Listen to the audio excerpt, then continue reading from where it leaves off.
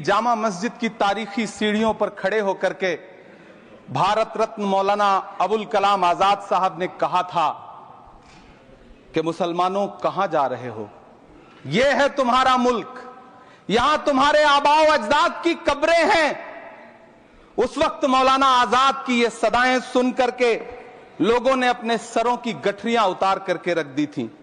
आज उसी दिल्ली में मौजूद देश की संसद में एक बिल आया है जो हमसे उसी जामा मस्जिद की सीढ़ियों के सबूत मांगेगा, जो उन्हीं सीढ़ियों के पास अपनी कब्र में सोए हुए मौलाना आजाद को फिर से कब्र से सदा देनी पड़ेगी कि ये जो कब्र है वो मेरी कब्र है, ये किसी सरकार की जागीर नहीं है।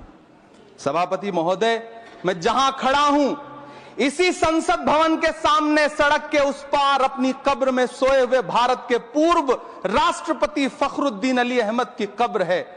शायद अब उस कब्र से भी सदाएं आए कि ये कब्र मेरी कब्र है, ये सरकार की जागीर नहीं है।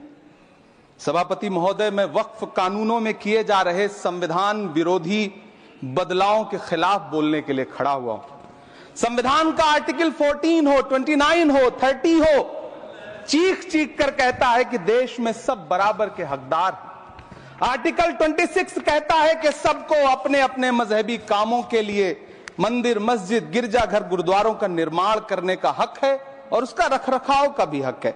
लेकिन डॉक्टर बाबा साहब अंबेडकर के संविधान को हर दिन कुचलने वाली ये सरकार देश के मुसलमानों से नफरत में इतनी अंधी हो गई है कि खुलेआम देश की संसद में देश सरकार के माइनॉरिटी मिनिस्टर साहब और होम मिनिस्टर साहब झूठ बोलते हैं और देश को गुमराह करते हैं, झूठ शब्द असत्य बोलते हैं।